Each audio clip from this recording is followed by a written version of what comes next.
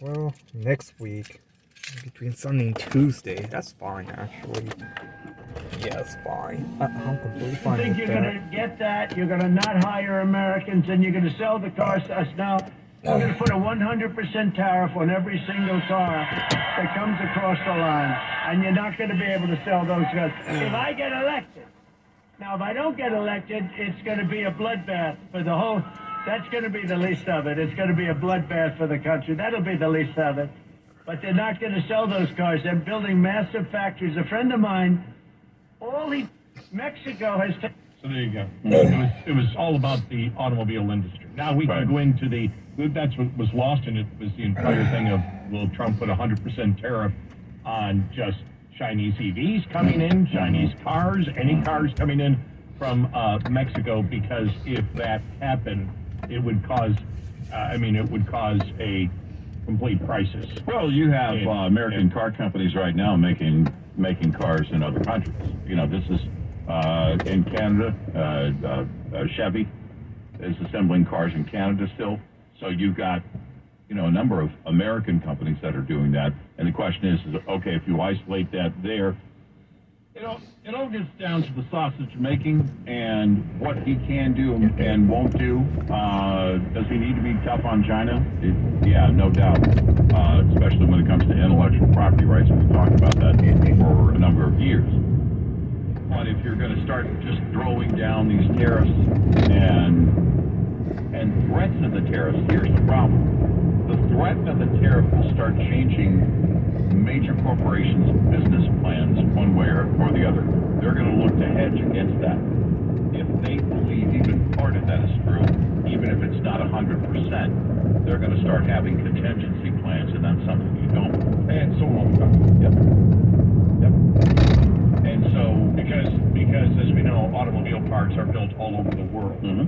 And so if you start putting massive tariffs on certain automobiles coming in, and again, we don't know what Trump will do. He threatened all this stuff last time and never really fulfilled any of those, except for the fact that NAFTA, as it was NAFTA, but the USMCA, that was 97% NAFTA. The one thing that we disagreed with, that they promoted the most, was he was going to make it, more expensive to build vehicles in Mexico and Canada. yeah. And as we said at that point, well, then you're just simply going to drive people to different countries. Right. Yeah. They're going to stay. What you've done is you've taken away the ability to produce parts for American vehicles in North America and send it outside. Right. And that was the problem that we saw there. And as we said, the one thing in USMCA that Trump promoted was the one thing in USMCA that made cars more expensive. Mm-hmm. That was never talked about. Right.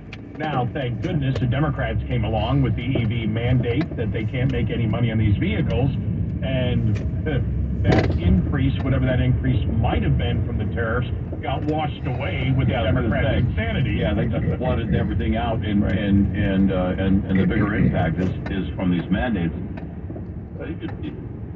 Any move where the cost of government policy comes in is going to cost. And I think that the Democrats are hoping for things like this. But that wasn't part of the discussion because the entire mainstream media decided, well, let's lie about what he said. And taking that out of context is a lie. Yeah, right. And this is where you saw, and it was fascinating to watch, because within an hour, everyone was on it in unison in the mainstream media. Yeah. All taking the term completely out of context and implying if Trump doesn't win, there's going to be a bloodbath, just like January 6th, but it's going to be worse. Right. And the media across the board, and they stuck with it. And I thought one thing, because it happened so quickly, and the White House even put out a statement. How's Green Jean Pierre going to respond to that today? When they say, you guys took it out of context, Deuce is going to answer it. Yeah, you took it out. You took this out of context. Right. You completely took it out of context and given it a completely different meaning. Right. And I think they're just going to stick to it. I think what's happening is, number one, there's pure panic in the media and in the Biden campaign.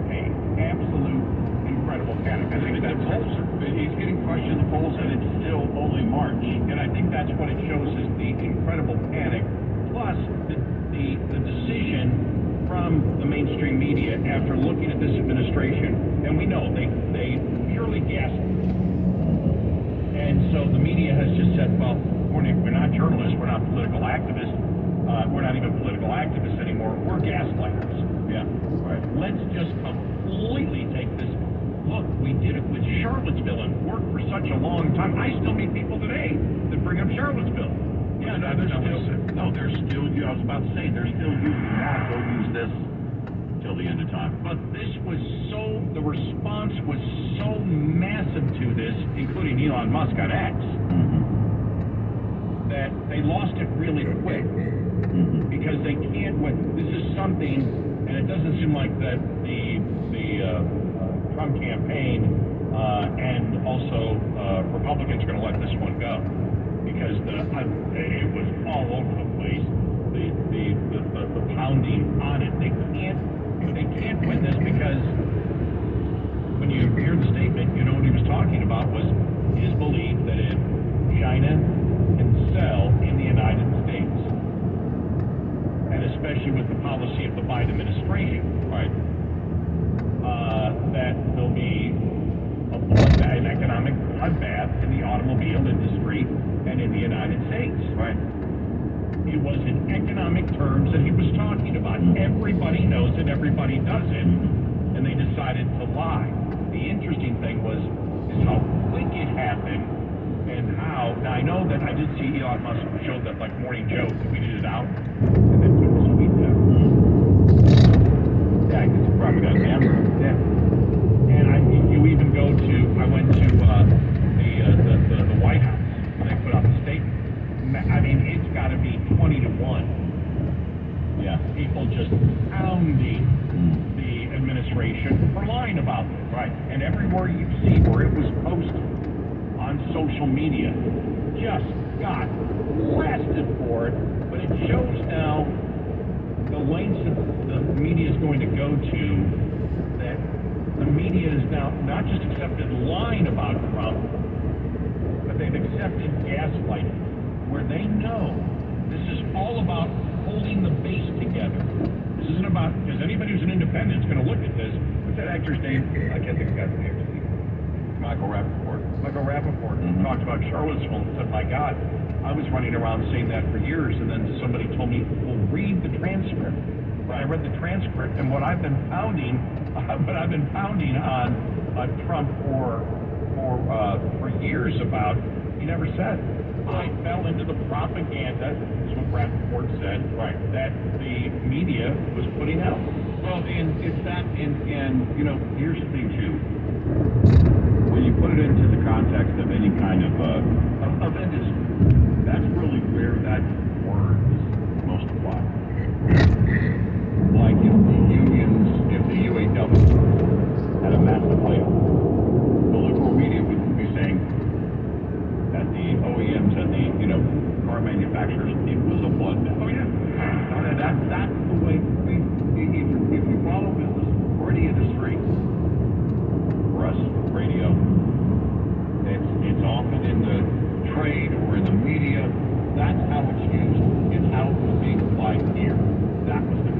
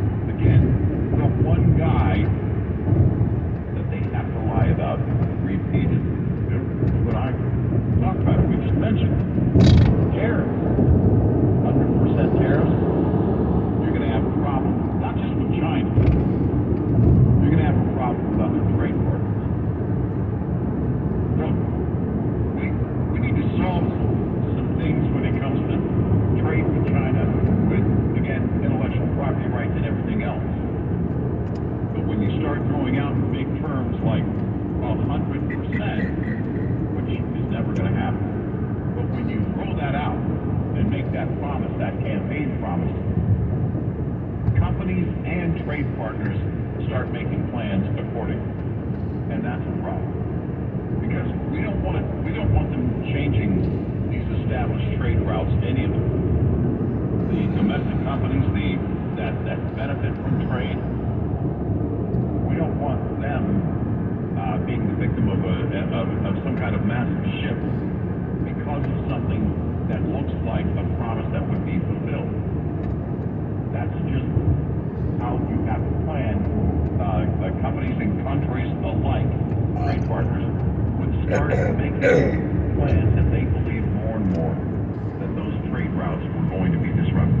Yeah, I also think that this is me, again, putting my political consultant hat on, that Trump needs to go to the teleprompter and stick to the teleprompter in speeches and make all of his speeches from now until November like the Mount Rushmore speech on July 4th. It's a problem. I have no problem with the automobile thing. I have no problem him using that term with it whatsoever. But on all the 5 major issues, he needs to stick with it. He veers off to things that nobody cares about. Because the only thing you care about now is getting the independent and the disillusioned Democrat. And by bringing up DeSantis as he did, and saying he beat DeSantis like he beat ISIS, stop it. Yeah, DeSantis isn't the threat. No, right. There are no members of the GOP right now. The Democrats. Right. Go after the Democrats. Right. And so I just, again, I've always said this, we've got a few people angry, but it's here.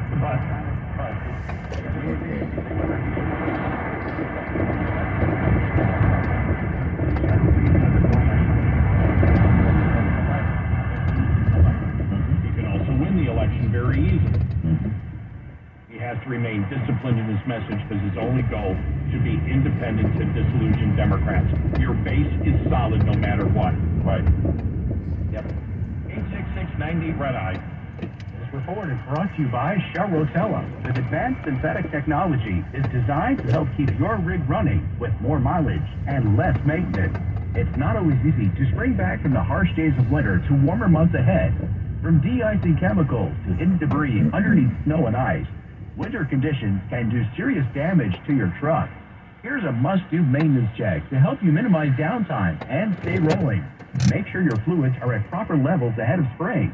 Fluid is to trucks what blood is to the... 97. That's